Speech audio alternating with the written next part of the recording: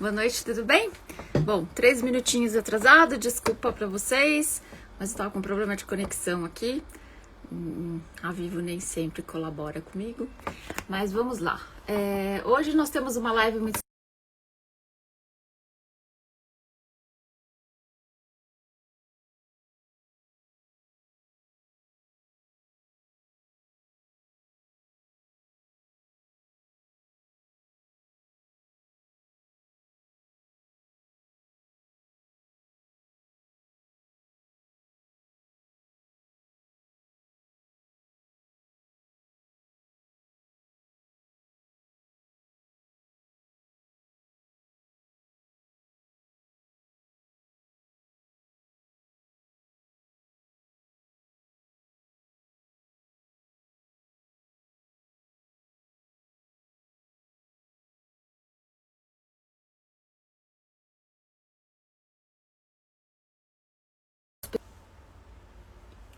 Wellington.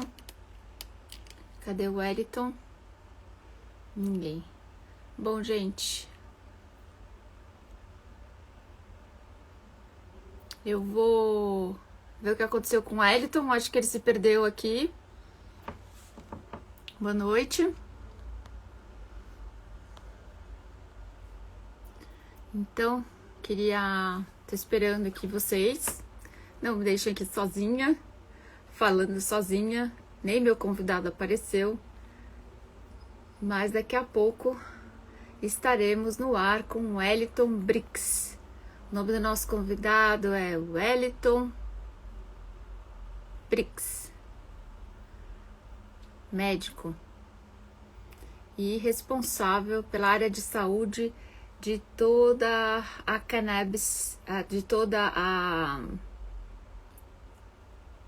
Wellington Brix, de toda a Canopy Grow, uma das maiores empresas canadenses. Gente, nada do Wellington.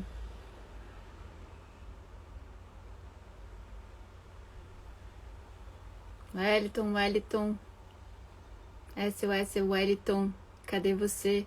Gente, eu vou desligar um minutinho, vou desconectar um minutinho, cadê? Vamos ver, Dr. Wellington, oi. Ai, perdi o senhor, peraí. Dá um oi de novo, Dr. Wellington. Oi, Juliana. Nayara. Hoje nós temos uma conversa com o Dr. Wellington Brix. Ele é médico brasileiro e é responsável pela área de saúde de toda a Canopy Grow.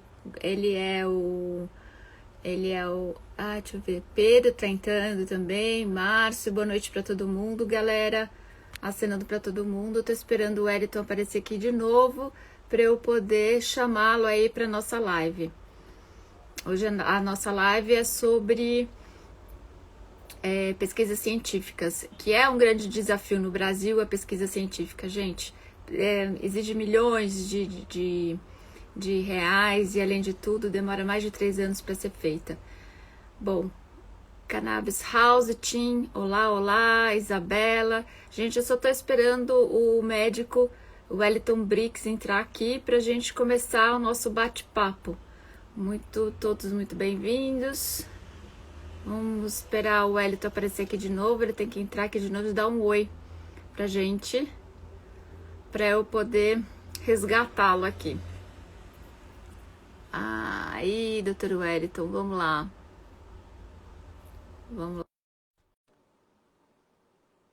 Bom, consegui pegar o Wellington, tô dividindo aqui a imagem com ele. Daqui a pouco ele aparece aqui. Dr. Wellington. Uhul. Nada, gente, sério? Não, ele tá se conectando, gente. Aqui apareceu o Dr. Wellington. Oi, Valéria, eu estava te escutando, eu não sabia como é conectar aqui, mas tudo bem, vamos lá. Eu saí e voltei. Não, tá ótimo, é isso mesmo. Às vezes tem que entrar Boa de noite. novo, porque às vezes você passa muito rápido e eu não consigo te capturar. Mas foi isso. Eu vi que você passou na hora que eu tentei, eu falei, já foi. E tudo bem com o senhor? Tudo de você. Tudo bem. Tá de visual novo, né, doutor? Essa aqui é pelagem de inverno. Mas ficou ótimo, muito bem. Obrigado. Ficou ótimo, muito bom. Doutor, deixa eu pedir uma coisa pro senhor. Pois não. O senhor tá com a imagem um pouquinho escura. Aí, enquadrou melhor, agora eu tô lhe vendo melhor. Olha, ótimo. Agora tá Peraí. perfeito. Tudo bem. Não, Assim, agora vamos tá lá. ótimo. Tá Agora tá complicado. ótimo.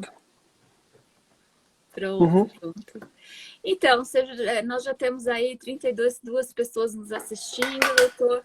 Então, boa noite a todo mundo. Vamos começar agora novamente, dando boa noite para todos que estão nos ouvindo. Esse que divide a tela comigo é o Dr. Wellington Brix. O Dr. Wellington é um médico muito experiente em cannabis medicinal e ele está à frente da área de saúde de toda a Canopy Grow. Quando eu falo toda a Canopy Grow, eu estou falando da Canopy Grow Global. Ele é o cara que gerencia tudo.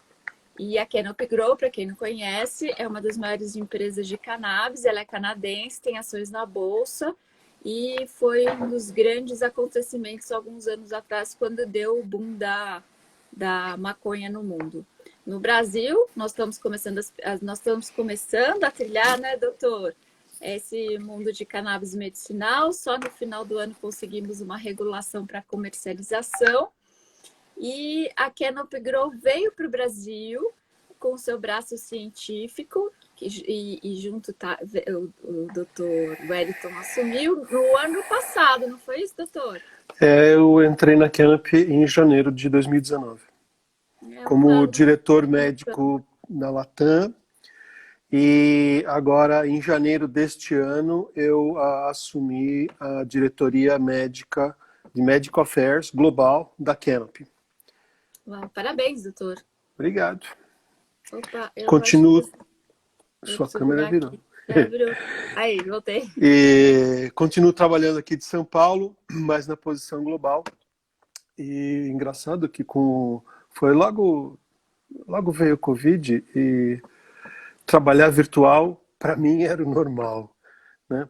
Então, acabou virando normal, acabou virando obrigatório e seguimos fazendo daqui, tudo virtual mesmo. É mesmo, é. Quer dizer, não mudou muito, né? Porque tá todo mundo lá, né? Mas é interessante entender essa dinâmica, né? Como uma pessoa de uma outra parte do mundo, né? Eu estou aqui no hemisfério sul, meu time está no hemisfério norte e a gente consegue trabalhar normalmente, aliás, trabalha-se muito, e o que é muito bom. A gente consegue manter a dinâmica de trabalho utilizando as ferramentas.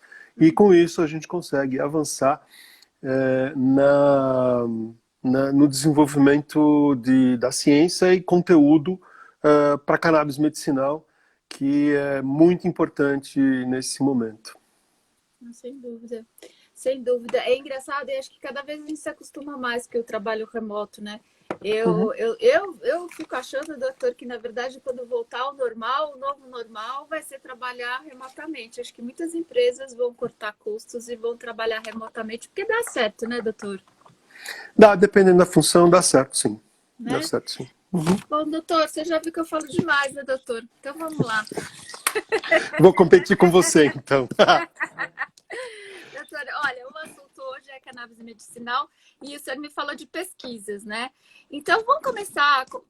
Eu queria começar perguntando para o senhor qual que é o grande desafio de fazer pesquisa aqui no Brasil, pesquisa clínica? Bom, até o final do ano passado, além de diretor médico da Canopy, eu tinha um cargo como presidente da Sociedade Brasileira de Medicina Farmacêutica. É uma sociedade médica, mas que também aceita profissionais não médicos que trabalham na área de pesquisa em indústrias, né? E eu estava muito atuante, continua um pouco ainda, atuante com esse assunto de desafios da pesquisa médica no Brasil. Então, no geral, não só para cannabis, as grandes barreiras para a pesquisa clínica do Brasil são o tempo que leva para a gente aprovar uma pesquisa clínica. Muitas vezes, a hora que a gente aprova aqui, já terminaram a inclusão nos outros países. Então, é uma eterna briga entre a Anvisa e os pesquisadores e os patrocinadores de pesquisa, entre o tempo que a gente submete e o tempo que a pesquisa é aprovada. A Anvisa acha que está fazendo um bom trabalho e, na verdade, na realidade, o que acontece é que não, muitas vezes atrasa. Atrasa muito, e isso atrapalha qualquer tipo de pesquisa. Mas aí o senhor está Isso, dizendo atrasa só para aprovar a pesquisa, é só para isso? aprovar a pesquisa, porque Quanto sem tempo? aprovação, 2, 3 anos, às vezes. Nossa, doutor. É impressionante. Sendo que agora eles mostraram que tem capacidade de fazer. Você entra com uma pesquisa só com o nome Covid no título da pesquisa, em 15 dias no máximo. Eu sei de estudos que foram aprovados em menos de uma semana.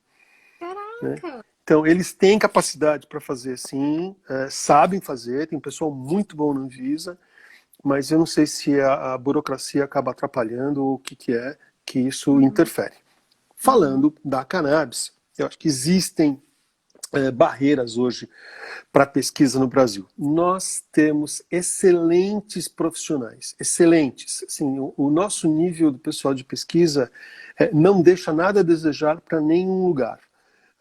Nós temos Aí quando o senhor centros, diz, nossa, o senhor está falando Brasil? pesquisadores brasileiros, sim. Não só a criatividade, mas o conhecimento, técnica, a formação,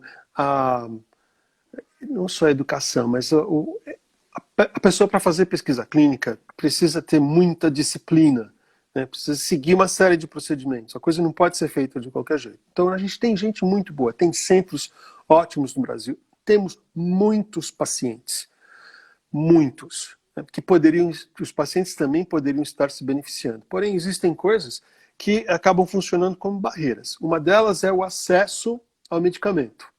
Então, hoje, para a gente fazer uma pesquisa, você precisa do medicamento. Então, para uma empresa poder fazer uma pesquisa, ela precisa entrar com o pedido para poder aprovar.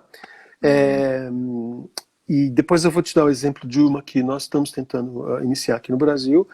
Entrar com esse pedido, ter aprovação. Depois disso, a gente precisa garantir que vai ter produto, e produto de qualidade, produto de grau farmacêutico, produto que tenha estabilidade, que tenha GMP, não é qualquer produto. Suplemento alimentar não vale, né, para a gente poder fazer pesquisa clínica.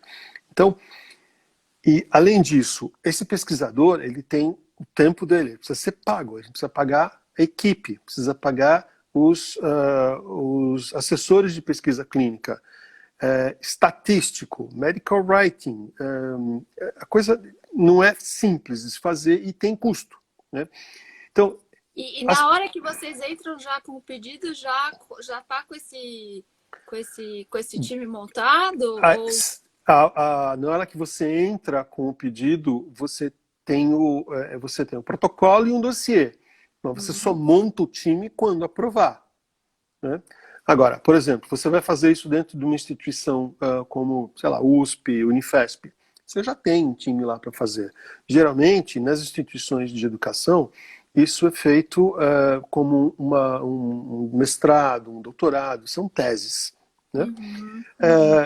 Mas não é porque é uma tese que a pessoa vai trabalhar de graça, né? Então, além do custo e de conseguir trazer uma medicação com todas aquelas qualidades que eu mencionei, existe também o custo final da pesquisa clínica. E depois tem que escrever o paper e tem que publicar. Não é só fazer por fazer, né? Então, eu acho que as grandes barreiras, eu acho que você tem a barreira regulatória, a barreira de qualidade de produto e a barreira de verba para você desenvolver essas pesquisas. Não é tão simples assim. Agora, não é tão simples assim e, na verdade, vamos supor, depois de 2 anos, o senhor consegue a autorização. Vamos imaginar esse prazo aí maluco de 2 anos. Aí, depois de 2 anos, o senhor tem que começar a fazer os testes. E os testes clínicos demoram o quê? No mínimo 3 anos, é isso? 2, 3 anos, depende do desenho do protocolo.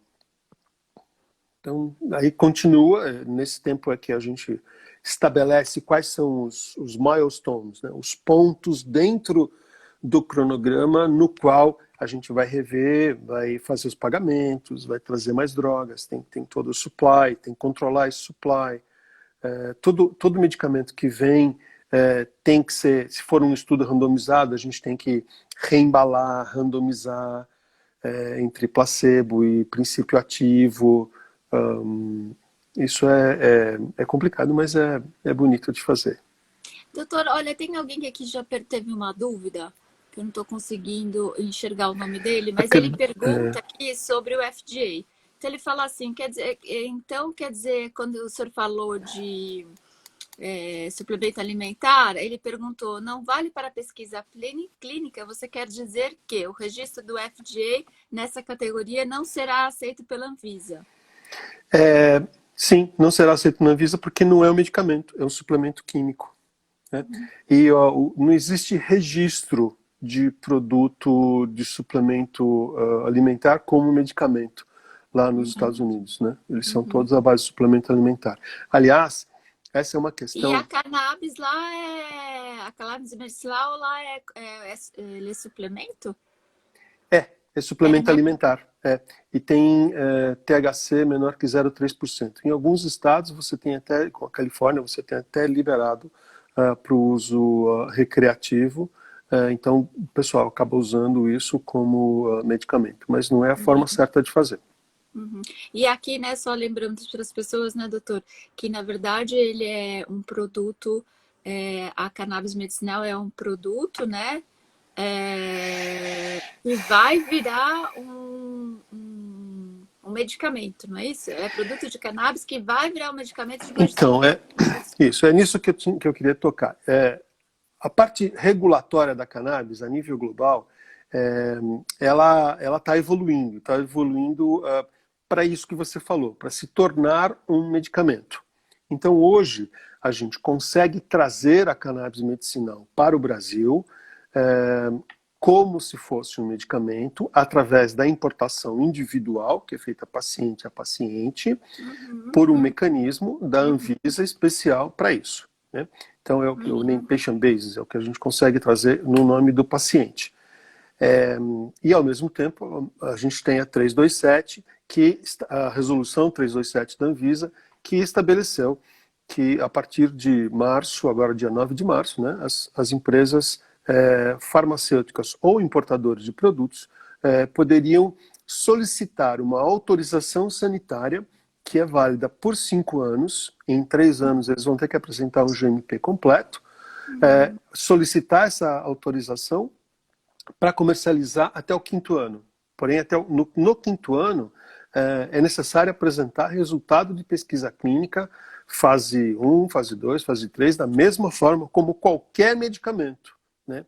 Eu acho isso é uma barreira grande para quem está trazendo o medicamento para o mercado, mas é a realidade que deve estar acontecendo no mundo todo. Para te dar um exemplo da mudança. No Canadá, hoje, para você fazer um estudo clínico, eles estão pedindo dados de segurança e dados genéticos, seguranças genéticas em animais. E isso é recente, isso começou agora em fevereiro deste ano. Então, o que dificulta muito você fazer pesquisa até lá no Canadá, aonde você tem uma aceitação muito boa, né, para cannabis, tanto medicinal quanto recreativa. Então, esse é outro Quer dizer que, outro na sinal. verdade, apesar da Anvisa ter sido muito exigente nas determinações dela, na regulação, o mundo todo está caminhando para ter uma exigência maior em relação a cannabis para virar um medicamento mesmo. Tá, é verdade. Isso está acontecendo. Eu acho que vai vir. Hoje, por exemplo, na Austrália, ele é importado como name patient basis. Na Inglaterra, a mesma coisa. Então, quando a gente conversa com o pessoal da Austrália, da Inglaterra, que, olha, eu vou precisar desenvolver um dossiê aqui para o Brasil, eles adoram, eles amam, porque ninguém tem isso, né? Ninguém no mundo tem. No Canadá não precisa. No Canadá você licencia o produtor e não o produto. Ponto. Né? Então, as coisas estão mudando. Eu acho que a tendência global é realmente da gente necessitar de registro, quando for usado como medicação.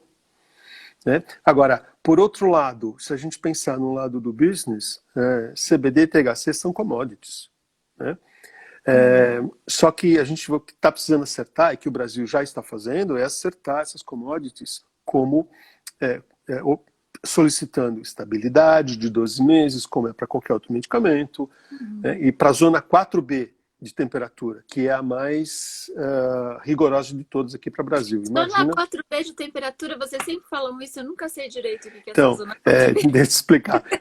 É a mais rigorosa de todas. Você imagina que você despachou esse medicamento, está dentro de um caminhão, no Nordeste, esse caminhão quebra, ele fica no sol durante 3, 4 dias.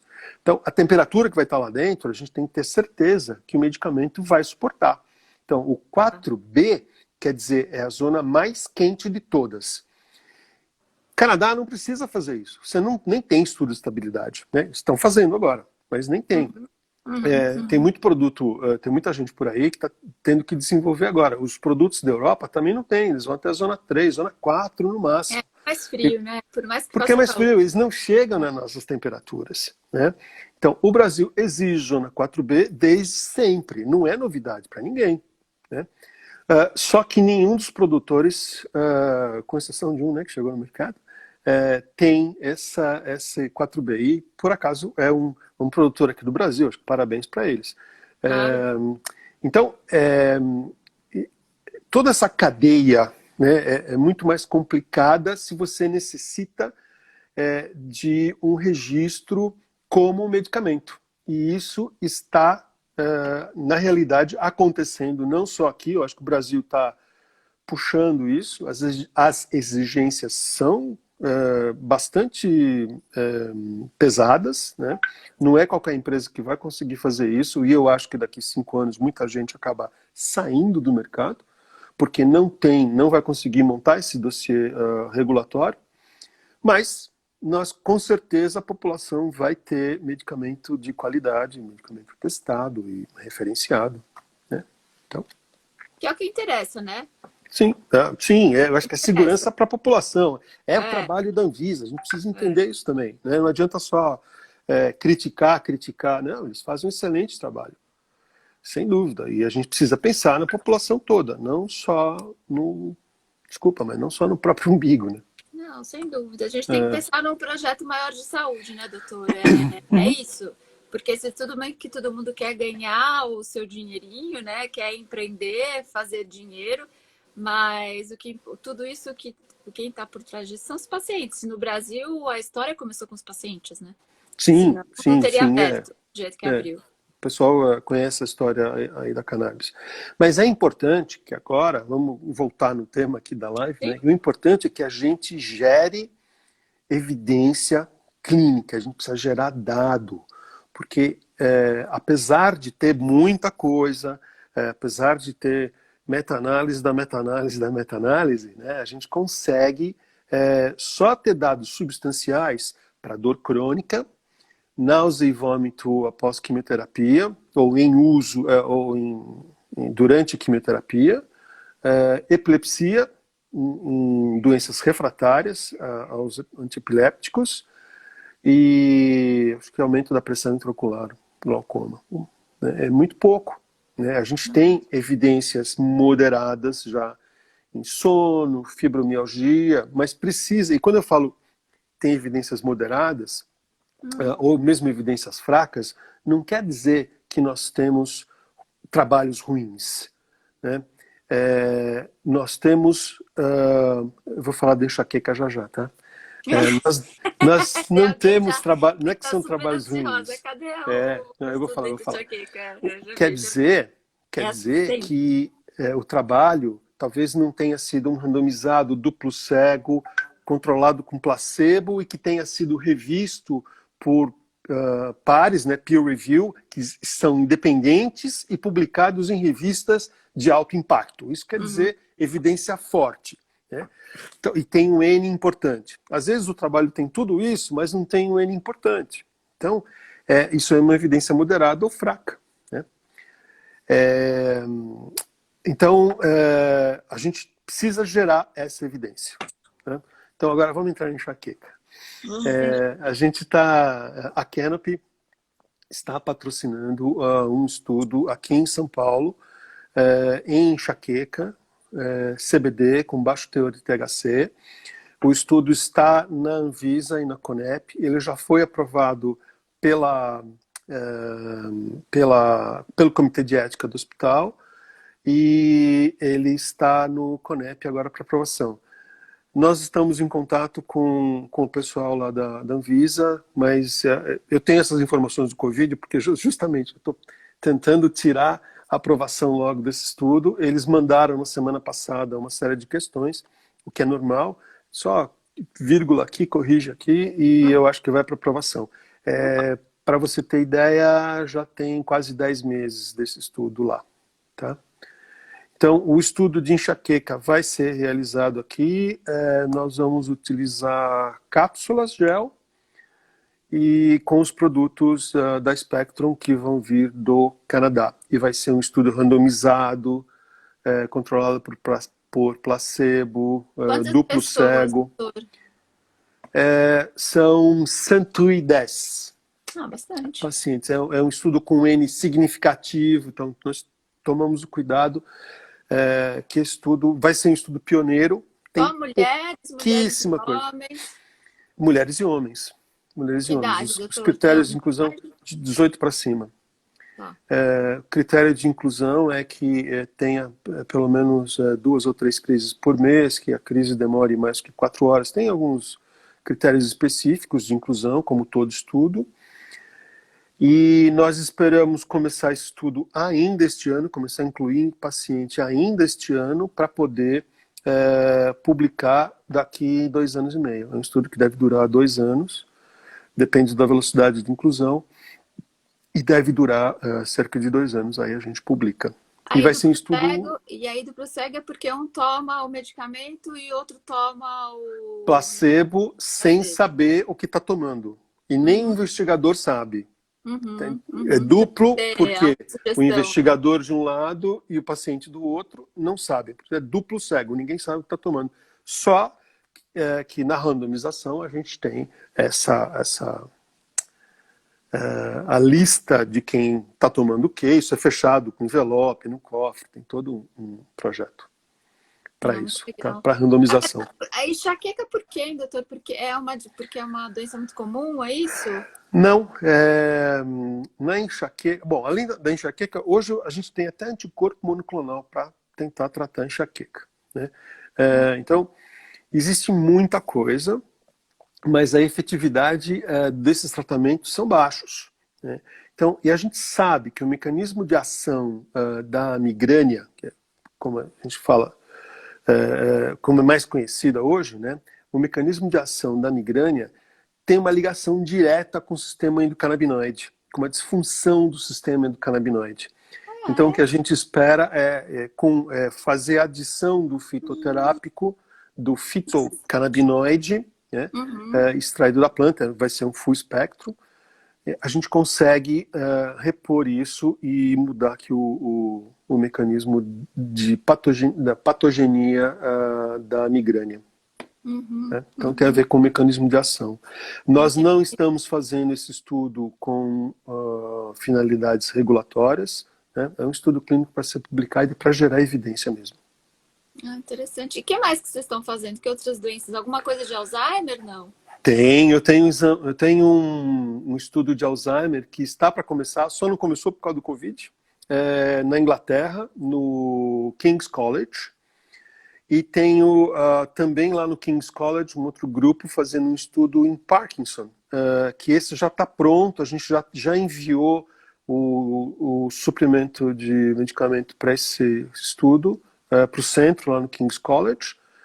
E por causa do Covid está tudo parado, né? Mas a gente espera retomar isso, a gente já está conversando de novo lá com o investigador, a gente espera retomar isso logo. Agora me diga uma coisa, em Alzheimer eu vi alguns tratamentos com senhoras com Alzheimer, eu sei que não funciona igual para todo mundo, né, doutor? Eu sei que a cannabis tem essa característica, mas eu já vi alguns casos que são impressionantes, assim, da senhorinha que não anda mais. Eu fico impressionada porque eu tive uma avó com cannabis durante muitos anos. Com Alzheimer.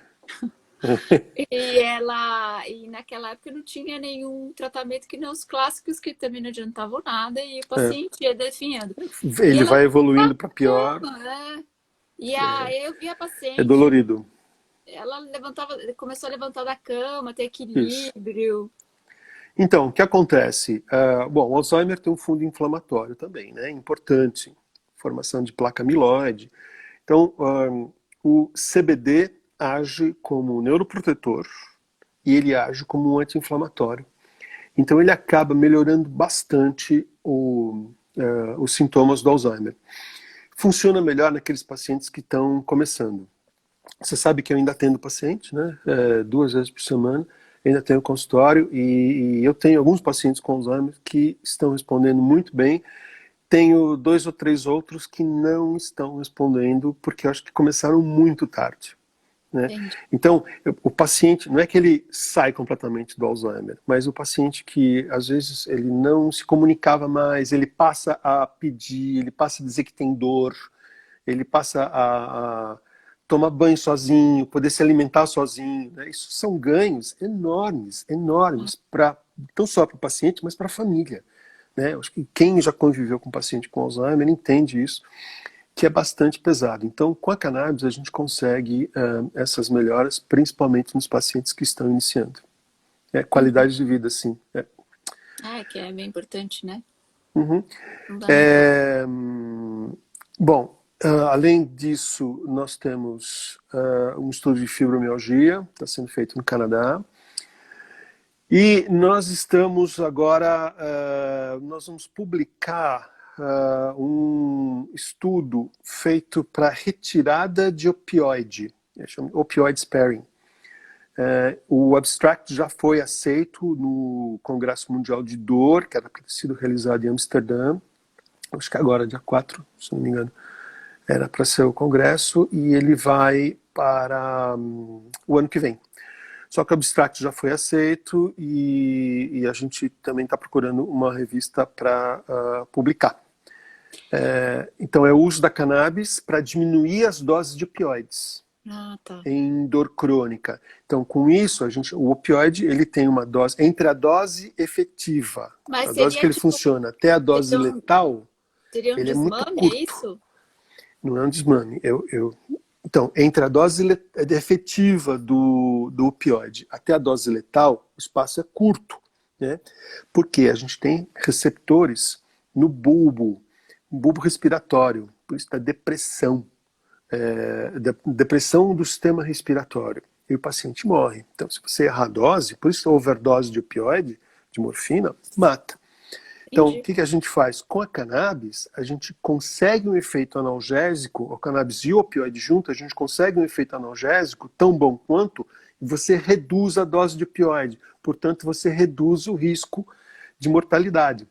Tem estudos nos Estados Unidos mostrando que nos Estados americanos, onde foi aprovada a cannabis, você tem uma redução de 5,5 mais ou menos por cento das doses de opioides, você tem uma redução de 23% das internações, das hospitalizações por opioide e 28% de redução nas mortes por opioides. Isso nos Estados americanos, que você tem a cannabis medicinal aprovada. Né? Então é usado bastante para isso. No Canadá também é bastante importante. E porque nos Estados Unidos é um problema endêmico, né? Estados Unidos e Canadá, na América do Norte. O Brasil, por sorte, é um país opioidefóbico, como eu costumo dizer, e aqui não é uma epidemia. Mas a gente tem uma epidemia que ninguém fala, mas é uma epidemia de benzodiazepínico. Né? Eu conheço muita gente que não consegue dormir sem o seu benzodiazepínico, eu não vou fazer propaganda aqui, sem o seu suas gotinhas de benzodiazepínico, né? Mesmo que seja efeito placebo, mas precisa tomar. Então, o benzodiazepínico também, no mundo todo, né, quando a gente vê os números, é importante. E este é uma evidência que eu gostaria de evoluir dentro da Canopy e fazer um trabalho. Eu já estou conversando, já estamos começando a desenhar para fazer um trabalho, começar até o final do ano um trabalho na retirada do benzodiazepínico, do mesmo formato que eu expliquei com os opioides. Outro trabalho bacana que nós estamos fazendo, que nós estamos na primeira revisão do artigo que eu acabei de escrever semana passada, que é de dosagem e administração. Pois é, o senhor me contou isso. Então, esse é muito legal. Eu estou muito curiosa, porque cannabis medicinal tem um problema grande com essa dosagem. Ninguém sabe qual a dosagem certa, varia de pessoa para pessoa.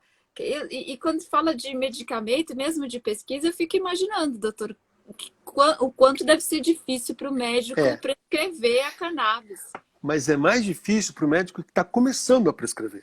Né? Então, aquele colega ou a colega que estão iniciando é muito difícil de escolher o produto pela doença e saber como começar. Bom, existem 2 artigos publicados em 2018 no European Journal of Internal Medicine, um deles, e o outro no Annals of Internal Medicine, sobre dosagem e administração de cannabis. O primeiro é baseado na experiência de um médico, o segundo é baseado na experiência de 2 médicos. São médicos extremamente experientes, é o Russo e a Caroline McCallum, extremamente experientes, muito tempo já prescrevendo cannabis, mas a experiência dos 2. Né? Então, o que nós fizemos foi eleger um painel de experts em dor crônica e cannabis. Gente que realmente tem um volume muito grande de paciente e que trata dor crônica. E nós utilizamos um método chamado Delphi, o Delphi modificado, onde se preparam todas as perguntas, manda para o pessoal depois, eles estudam essas perguntas, voltam para nós, a gente reelabora, tem uma votação. Então, como é que você faz isso, aquilo? Estou com a bateria fraca aqui. Tem várias perguntas. Liga na tomada. Não dá que eu estou usando fone. Pronto, eu tenho um carregador de distância, eu encostei nele aqui, vamos ver se fica bom. Aí, nós fizemos 2 sessões via web, isso era para ter sido feito dia 17 de abril passado, no Canadá, mas entrou o problema da Covid e nós mudamos rapidamente para fazer isso online, e a grande maioria desses processos de Delphi, de consenso, eles são feitos online. Então a gente acabou fazendo online mesmo. E esses 20 Key Opinion Leaders, que teve do Brasil também, teve um médico do Rio de Janeiro que participou, um neurocirurgião, Dr. Ricardo, mas canadenses, americanos, ingleses, israelenses, dinamarqueses, alemães, australianos. Posso ter perdido algum caminho, mas foi realmente um painel global em que nós fizemos 2 sessões grandes, né, para discutir e votar. E nós chegamos no consenso. Então, o que foi desenvolvido a partir disso foi um algoritmo de tratamento. Então, eu tenho hoje no paper que a gente está escrevendo, né? Tem um paper e tem um algoritmo. Então, baseado na experiência desses 20 Key Opinion Leaders, desses 20 profissionais que têm muita experiência com dor crônica e cannabis medicinal, o que é que eles fazem, o que é que eles recomendam para o médico que está começando. Então, eu tenho um algoritmo de rotina, que é onde se encaixa a grande maioria dos pacientes. Eu tenho um algoritmo conservador, onde eu encaixo os pacientes idosos, pacientes de polifarmácia, que tomam muito remédio, que a gente precisa tomar cuidado com interação medicamentosa, e tenho os pacientes rápidos, o algoritmo rápido, que são pacientes que eu posso entrar, posso ser um pouco mais agressivo na titulação da dose. Por que isso? Porque a dose da cannabis, ela tem que ser individualizada. Não dá para você falar assim, 10 miligramas 2 vezes ao dia durante 10 dias. Não existe. Né? Como você falou, o sistema endocannabinoide varia muito de pessoa para pessoa. E vou te dizer mais, ele varia muito dentro da gente no mesmo dia. Então tem dia que você tem uma dor e você vai precisar de uma quantidade, né, de CBD ou THC, de canabinoide. E aí chega no final do dia, você está com uma dor maior. Então, porque ou você fez alguma coisa, ou a tua alimentação, ou você não se hidratou direito. Tem várias coisas que você pode ter feito durante o dia e varia o sistema endocannabinoide. Então, tem uma variação interpessoal também. E o que a gente faz é empoderar o paciente, ensinar o paciente como você titula, você vai subindo a dose até chegar na dose efetiva. E você ensina para o paciente para ajustar essa dose, né? E é aí que a gente consegue deixar o paciente um pouco mais sozinho. Eu costumo ver meus pacientes todo mês, no começo até 3 meses, depois do terceiro mês, a gente já, se tiver bem, a gente começa a espaçar, depois passa para 6 meses. Então, este trabalho, inclusive, ele aborda isso, o ponto do retorno do paciente, né? Então, ele aborda a dose, o que eu começo, com o que eu começo, como é que eu titulo, de quanto em quantos dias, nessas 3 rotas. Então, vai ser, acho que até agora, vai ser a maior publicação de dosagem e administração, e eu espero estar ajudando o pessoal a prescrever mais, o pessoal aprender a prescrever e ter É uma um super guia, segurança. né? É um super E guia, ter a na verdade. segurança. Um super guia para as Uhum. pessoas aprenderem aí. Então, aguardem que eu acho que lá para setembro, outubro, essa publicação vai sair, né? Vai ser publicada. A gente está almejando aí uma revista importante, né? O abstract ainda não foi submetido. Eu não sei se eu vou submeter ainda para um congresso chamado Pain Week, que é em Las Vegas, em setembro, ou num congresso canadense ou num europeu. A gente está vendo ainda qual que nós vamos conseguir fazer, porque tem os deadlines e o Covid acabou atrapalhando tudo. Sim. Mas esse trabalho não foi atrapalhado, não. Esse trabalho rolou, foi muito bacana, né? Vão ser 20 e poucos autores. Além disso, além do dosagem e administração, tem um outro trabalho que a gente deve começar ainda este ano, que o Brasil vai estar incluído depois que a gente conseguir lançar os medicamentos aqui, que é um trabalho é um registro global de uso de cannabis em dor crônica. Então, a gente fazer trabalho clínico muito bacana, mas é uma população controlada. Dor crônica, nós já temos trabalhos assim. O que eu quero saber hoje é como é que a população geral está utilizando a cannabis. Então, por que o paciente toma 4, 5 meses e para de tomar? Porque o que efeito está dando? O paciente tem algum outro efeito que mantém ele em tratamento? Ou por que ele está deixando o tratamento? Então, é o que a gente chama de evidência do mundo real. Real World Evidence. Então, a nossa ideia é gerar, está pronto o protocolo, nós estamos agora montando a plataforma para poder educar os médicos a entrar no estudo, quem entra para poder fazer o estudo. Então, tem um protocolo para seguir, mas vai ser com um produto disponível para o paciente. Então, nós vamos começar no Canadá, na Austrália, na Inglaterra e na Alemanha. Esses são os primeiros países. E para o final do ano, vamos iniciar no Brasil. Eu já selecionei 20 sites no Brasil, 20 centros para fazer o estudo aqui. Minha ideia é incluir até 500 pacientes aqui no Brasil. Nossa, é grande, né? É grande, vai ser um estudo de 3 mil pacientes, vai. É o que nós estamos prevendo. Doutor, quanto custa fazer uma pesquisa desse tamanho? Não é barato, Valéria. Não é barato. É uma pesquisa cara, porém, é um dado que a gente não tem de entender exatamente como é o comportamento do mundo real aí fora, né? Então, é muito relativo. Se eu falar para você algum valor, é muito relativo. Porque esse dado vai poder ser usado por todo mundo, não só pela gente. É um dado que vai ficar aberto, né? Todas essas pesquisas que eu estou te falando, isso aí é tudo publicado aberto. Então, o valor disso é mensurável, né? O valor depois. Agora, não é fácil de fazer esse tipo de pesquisa, é uma pesquisa complexa, é uma pesquisa cara, nós vamos precisar envolver muita gente, muita gente no mundo todo para fazer isso.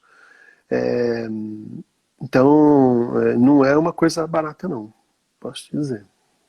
Doutor, tem umas pessoas aqui perguntando algumas coisas Vamos responder as perguntas. Estou importantes. vendo muito efeito entourage aqui. Entourage, É. inclusive tem uma menina que eu não lembro o nome dela, eu acho que é Cista.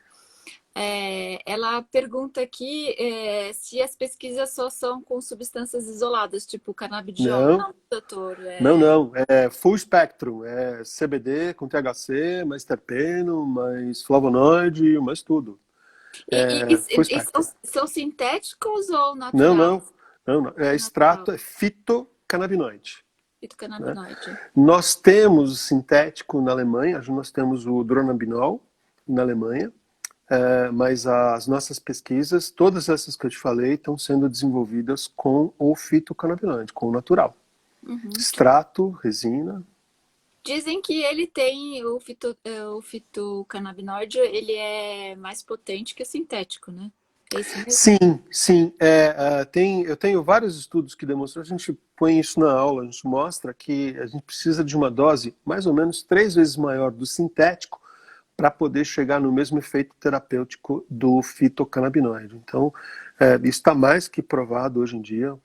O efeito entourage, ele é importante e é uma das coisas que é difícil hoje na indústria, não tem outro jeito de você fazer esse efeito entourage, né? Só usando a planta inteira mesmo.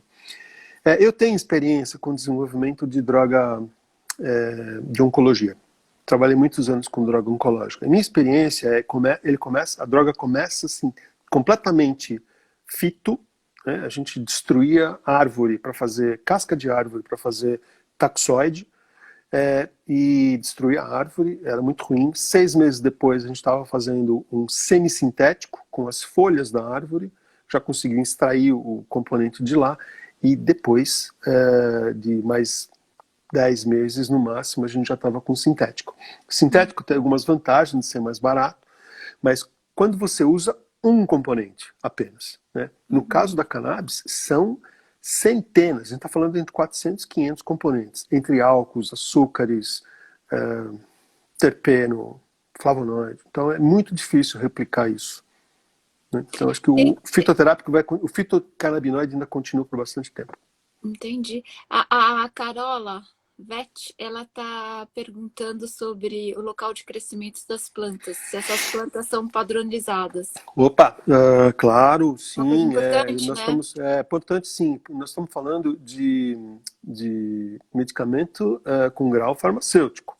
Sim. Então, os medicamentos são produzidos a partir de plantas que estão no Canadá. A plantação é indoor, é muito bonito de ver. Eu já estive 5 vezes naquela fábrica, não canso de ir ver. É Ah, você muito precisa me bonito. convidar um dia para eu conhecer, hein, Vamos. doutor? O dia que eu for para lá, eu te convido. Vamos lá. É muito bacana. E você tem a parte das mães, eles guardam as plantas, a planta fica como mãe entre 4 e 6 meses, para não dar nenhuma mutação genética, depois de lá tiram os clones, e dos clones eles fazem um monte de planta que vai para uma parte que elas crescem, e depois tem a parte da floração, que é uma parte muito maior, bem grande e muito bem controlada. A gente sabe exatamente o que vai naquele solo, quanto de cada coisa vai naquele solo, quanto de luz essa planta recebe todos os dias. Tem registro também, cada planta tem um chip, a gente sabe exatamente. Eu posso dizer para você, esta caixa veio daquele lote, daquelas plantas, por causa do Rastreamento chip. total, né, É doutor? de ponta a ponta. Muito Além legal. disso, as plantas fazem exercício, tem vento para as plantas, como se fosse na natureza, elas ficam mais robustas. Então a gente tem um controle total, até a gente faz a extração, né, faz a colheita, secagem, extração, e da resina faz o óleo e faz as cápsulas gel. Olha, o Jaime E Otto tá aí, olha. Seu colega aí, ó. o Jaime Oi, tá, Ana. eu vi. Oi, Jaime. Então, é grau farmacêutico mesmo, tá? Tá ótimo. Agora, doutor, me diga uma coisa. E no Brasil, quais são as maiores dificuldades? Porque vocês conseguem trazer a matéria-prima para cá ou vocês fazem os testes lá? Como é que acontece? Nós vamos trazer o medicamento acabado. Então vai ser tudo feito lá e ele vai vir acabado numa primeira fase. Depois a gente vai ver como é que fica a facilidade de produzir aqui, né? Acho que eu sei que tem estudos em andamento, mas aí é mais uma questão mercadológica. Doutor, como é que funciona? Eu sempre eu tive essa curiosidade, né? Porque na cannabis a gente está trabalhando com planta e mais ou menos as pessoas sabem, isso é canabidiol puro, isso é canabidiol com tantos por cento de Uhum, THC, né? Quando a gente fala de indústria farmacêutica, as indústrias farmacêuticas têm lá os grandes segredos que custam milhões de dólares, e patenteiam os uhum. como é que funciona isso nos laboratórios de cannabis? Porque a gente está falando em medicamentos agora, né? A gente não está falando só É. de óleo extraído. Então, como eu te falei no começo, né, cannabis hoje é uma commodity. Então, se tiver uma plantação, tiver todos os estándares de produção, tiver o GMP, que é o Good Manufacturing Practice, boas práticas de fabricação, Uhum. eu posso colocar o meu extrato no mercado e tudo bem, né? E ter estabilidade também. Bom, então é uma commodity. Como é que as empresas vão se movimentar? Existem algumas linhas de pesquisa onde você pode associar a molécula de cannabis a alguma coisa a mais. Então você pode associar a melatonina, por exemplo, né? Que é um remédio para sono perfeito. E tem um Uhum. que é brincadeira, mas é o remédio para festa, né? É THC com Viagra, né? Uhum. Então, mas mas é a linha de Já vem pensamento. Você perfeito, associa, né? Já vem pronto. não, é pronto. Então, você associa a alguma coisa, né? Então, isso também pode ser desenvolvido. O que também pode ser desenvolvido são variantes da molécula do CBD ou do THC. Você pode pegar um full spectrum, desenvolver essa variante e adicionar, né? Muita gente hoje, quando fala full spectrum, mas eles tiram o canabiol, tiram o THC, depois mistura de novo na proporção que eles querem. No caso da Canopy, a gente faz isso pela genética da planta, né? Não é um blend. É a Uhum. genética que te dá a proporção exata de CBD e THC. Por isso que tem os clones. Esses clones são controlados. Tá? Bom, Entendi. então, a gente pode fazer algum THC, algum CBD diferente e adicionar no full spectrum. Essa é outra linha de desenvolvimento. Mas aí o que? Tem uma patente também? Não, Aí você né? pode patentear. Pode? Aí você pode patentear, porque você vai ter uma molécula, esse THC, vamos dizer, entre aspas, modificado, pode patentear. Deixa eu te dar um exemplo da indústria farmacêutica. Você sabe que eu trabalhei muitos anos na indústria, né? Então, provavelmente você não tinha nem nascido quando eu comecei a trabalhar na indústria. A indústria, o que é que ela faz? Hormônio, por exemplo. Você não pode patentear hormônio, porque é uma coisa que vem do próprio corpo. Então, eles pegam o hormônio e dão uma mudada na molécula. Então, muda e faz uma medroxiprogesterona, por exemplo. Eles põem um radical lá e muda. Só que esse hormônio, ele vai se ligar num receptor que ele é próprio, né? É um receptor próprio para ele. Quando você muda a molécula, ele não encaixa mais direito como tinha que encaixar. O que acontece? Sobra muito para trás, dá efeito colateral. Ah, Então, entendi. e a gente sabe hoje que o CBD e o THC, eles têm os alvos próprios dentro do sistema canabinoide. E são vários, vários. Eles podem funcionar como agonista, como antagonista, como modulador, como antagonista parcial, agonista parcial. Então, a gente precisa entender esse sistema endocannabinoide melhor para poder desenvolver alguma coisa que encaixe direitinho lá, né? Então, a indústria sempre trabalha nesta direção de dar uma modificada na molécula para que consiga obter patente. Do jeito que está hoje, a gente até consegue patente, mas são patentes fracas, são patentes de produção, você não consegue na molécula. Uhum. Formas de produção, talvez um veículo diferente, né? Um veículo de entrega do medicamento, uma spray, não sei, dá para fazer alguma coisa diferente, ter a patente do veículo, mas do CBD, do THC, não, né? Então, essas duas vertentes eu acho que são as mais importantes, que eu sei que tem gente trabalhando seriamente nisso, que é uma delas é adicionar alguma coisa na molécula, ou então dar uma modificadinha na molécula a ponto de ser patenteável, né? Mas aí precisa, de novo, provar segurança, provar eficácia, né? E vão anos e anos de pesquisa e milhões no desenvolvimento. Uhum, uhum, Tá? uhum. E o retorno, quer dizer, se é um medicamento que você provavelmente não pode patentear, porque você diz, como você disse, você pode correr o risco, como no hormônio, de perder o encaixe natural, né? Uhum. O lucro da empresa está aonde? Vai ser na exploração, vai ser na venda, nos números? Da Sim. onde vem? Da onde ele Tá vendo? retorna toda Então, vez que sabe? uma vez que ele se ele conseguir patentear uma droga que é segura e eficaz, né, em uma doença específica, que aí a gente está falando de medicamento, e para medicamento tem que ser uma doença específica, não do jeito que está agora, que está aberto, né? Por isso que ele não chama medicamento, ele chama autorização sanitária. E é uma das críticas, né, doutor? É. Mas foi uma forma de transição que a Anvisa encontrou. Eu acho que foi até inteligente, né? Eu não vou entrar no mérito de quem vai produzir, se vai plantar, não vai plantar. Acho que cada um tem tem o seu pensamento aí. Mas meu negócio é fazer ciência. A gente vai ver o desenvolvimento desse tipo de medicamento lá na frente para doenças que a empresa consiga ter o retorno, né? Uma pesquisa, no geral, custa mais de 120 milhões de dólares, uma pesquisa dessa, que vai do modelo animal até chegar no mercado, até você finalizar o fase 3 e trazer para o mercado. E são 10 anos fácil de desenvolvimento, né? Eu tenho essa experiência da oncologia, eu fazia exatamente isso, então drogas que eu comecei a mexer há 15 anos atrás e que estão chegando no mercado agora.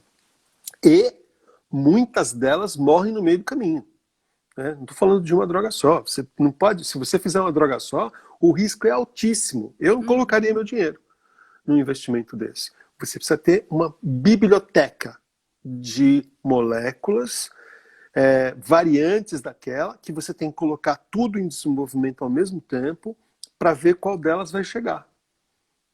Doutor, você acredita que nós estamos quase acabando a nossa live? Eu olhei aqui o relógio, o papo está tão bom que já são 8 horas. Daqui 2 minutos nós caímos. Que inferno! E eu tinha tanto ainda para perguntar, que pena. Doutora, eu vou pedir, porque como a gente vai cair daqui a pouco, o Instagram é assim, dá o tempo, ele bota a gente para fora. Eu vou pedir para o senhor fazer umas considerações finais das coisas mais importantes que o senhor acha que ficou faltando aí para o público, e já peço desculpas aí para as pessoas que a gente não pôde responder todas as questões e as dúvidas. E também ia pedir para o senhor fazer nessas considerações para lembrar o que aconteceu com aquelas famílias. É Covid, hein? Toma cuidado. Desculpa. Não, é garganta seca, falei o dia inteiro hoje. Para o que aconteceram com aquelas parcerias que a Canopy fez com as universidades no que tangia a pesquisas. Sim, bom, nós fizemos uma parceria de educação com a USP e ela deve retornar esse ano. As pesquisas, a gente está continuando esse estudo de enxaqueca, né? Tem algumas outras que a gente vai fazer em outros lugares do mundo, e outras pesquisas elas não vão para frente, porque talvez o investigador não consiga levar para frente, ou como aquelas no Canadá que eu falei para você, que o Canadá passa a exigir um dado que a gente não tem ainda e a gente não consegue entregar. Bom, eu acho que é importante a gente lembrar que cannabis medicinal não é panaceia. Cannabis medicinal precisa ser individualizado o tratamento, e isso deve ser feito por um médico que tenha competência, que tenha estudado, que tenha feito algum curso bom, com gente com experiência para poder suportar os seus pacientes, né? A gente desenvolve um curso desse no Centro Brasileiro de Referência em Medicina Canabinoide, mas isso a gente volta a conversar sobre educação em cannabis, que eu acho um assunto que eu adoro. Vamos conversar, sem dúvida. Que a gente vai voltar com um programa lá no Canadá também de educação. Eu queria conversar com